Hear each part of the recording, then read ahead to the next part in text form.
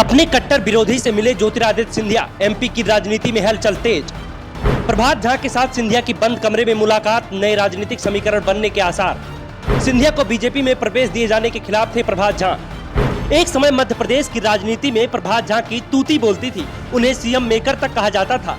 BJP में मोदी शाह के युग की शुरुआत से पहले प्रभात झा की मध्य प्रदेश ही नहीं, बीजेपी हाईकमान तक मजबूत पकड़ थी। एमपी में झा की पहचान सिंधिया विरोधी नेता की थी। ज्योतिरादित्य सिंधिया हो या फिर उनके पिता माधवराव सिंधिया, प्रभात झा उन पर निशाना साधने से कभी पीछे नहीं रहे थे। सिंधिया जब बीजेपी में आए तो भी प्रभात झा के तेवरों में ज्यादा बदलाव नहीं आया था।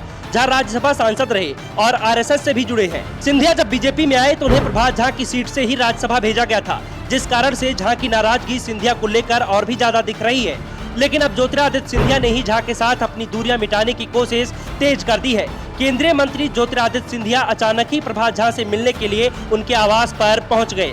उन्होंने झा और उनके परिवार से मुलाकात की, साथ बैठकर भोजन किया और उसके बाद बंद कमरे में काफी देर तक दोनों के बीच चर्चाएं चली। दोनों के बीच क्या बात हुई, इसका खुलासा तो अभी तक नहीं हो पाया है, लेकिन ये सब एमपी में चल रही सियासत और बीजेपी में टिकट वितरण को लेकर चल रही रस्साकस्सी से जोड़कर देखा जा रहा है। दरअसल सिंधिया इस समय बीजेपी में अपने विरोधियों को साधने में जुटे हुए हैं। बीजेपी महासचिव कैलाश विजयवर्गीय और उमा भारती को वो अपने साथ मिला चुके हैं। बजरंग दल के पूर्व अध्यक्ष जयभान सिंह पवैया को भी मनाने की वो पूरी कोशिश कर रहे हैं। झा की तरह पवैया भी सिंधिया के कट्टर विरोधी माने जाते हैं और जयभान ग्वालियर की जिस सीट पर दावेदारी कर रहे हैं वहां से सिंधिया समर्थक प्रद्युम्न सिंह तोमर इस समय विधायक हैं, जो शिवराज सरकार में मंत्री भी हैं। कहा जा रहा है कि सिंधिया ने पवैया को ग्वालियर दक्षिण सीट पर लड़ने का प्रस्ताव दिया है और कहा कि टिकट को लेकर वो उनका समर्थन करेंगे। तो अब वो प्रभात झा को मनाने के लिए पहुंच गए हैं। प्रभात झा इस समय भले ही अलग थलग हो गए हैं, लेकिन संघ में उनकी जबरदस्त पकड़ है। ऐसे में उन्हें कमजोर नहीं माना जा रहा है। ऐसे में सिंधिया की झा से मुलाकात ने बीजेपी के साथ कांग्रेस में भी खलबली मचा दी है। दरअसल 2018 में जब सिंधिया को कांग्रेस की ओर से स्टार प्रचारक बनाया गया था तो झा ने सिंधिया के खिलाफ मोर्चा खोल दिया था, सिंधिया को भूमाफिया तक बता दिया था। लेकिन सिंधिया जब 2020 में बीजेपी में आ गए और उनके चलते ही एमपी में बीजेपी की सरकार बन पाई तो झा खामोश हो गए। सिंधिया ने झा के साथ मुलाकात को पारिवारिक मुलाकात बताया है और कहा है कि झा के साथ उनके परिवार की 3 पीढ़ियों से संबंध है, उनसे मुलाकात करना चाहता था। अच्छी चर्चा हुई। दूसरी ओर झा से जब पूछा गया तो उन्होंने कुछ भी ऐसे ही बयान दिए। झा ने कहा कि सिंधिया जी का संदेश आया था, मुलाकात करना चाहते थे।